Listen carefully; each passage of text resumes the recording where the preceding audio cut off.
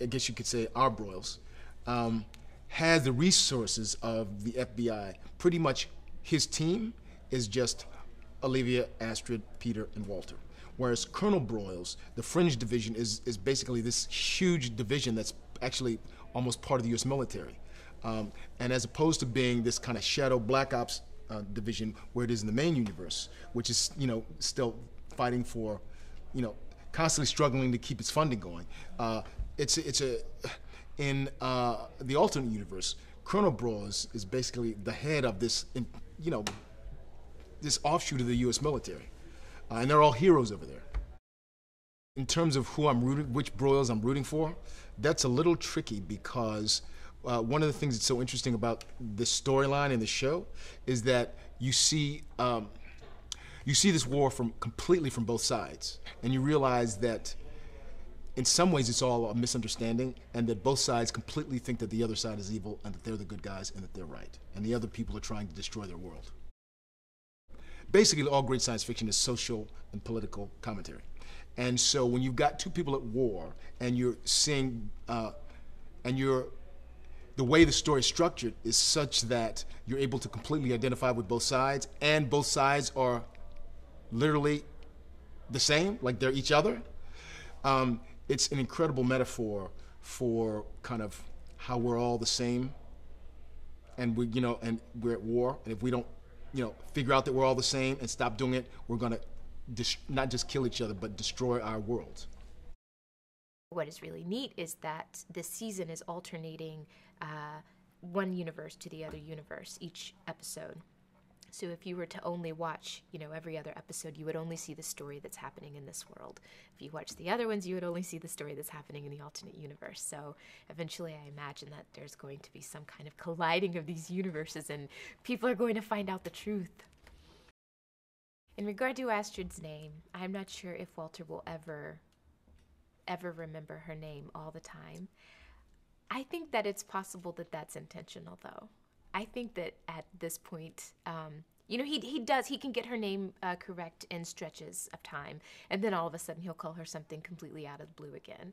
And I think that at this point, I don't think that it bothers her that much, but I think that he just does it just to tease her, just to kind of poke at her, because they have that kind of relationship now. I'm sure that in the beginning it did start out where he couldn't remember her name, and now he just does it. I think that's his way of saying, "I love you, Astrid. I love you, Astro." I think what's interesting about season 3 of Fringe is that a lot of what we've established in the first 2 years, who these characters are and what this world is, as we now know at the end of season 2, has been turned on end. And we're going to spend a lot of time on that side and this side and start to really feel how these two worlds collide, hopefully without them actually colliding, because that will be the end of the universe, so we don't want that to happen. But the way in which the characters move back and forth and what effect that has on these worlds, and then, of course, on them with each other. Who knows who's an alternate, who doesn't, who is on the other side and who isn't.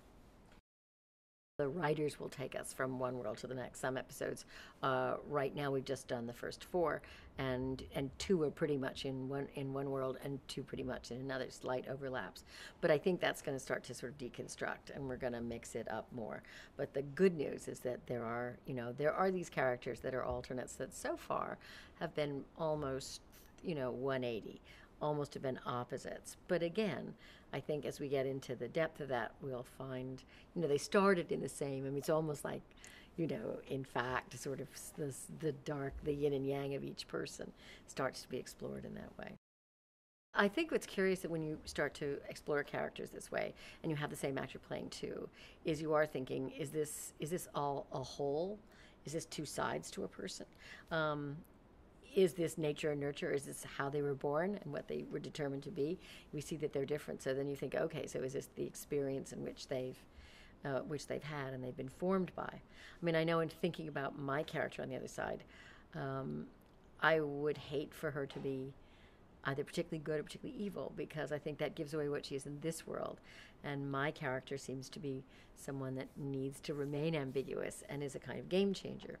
So I would think maybe in this world, I'm about control, power and danger through control.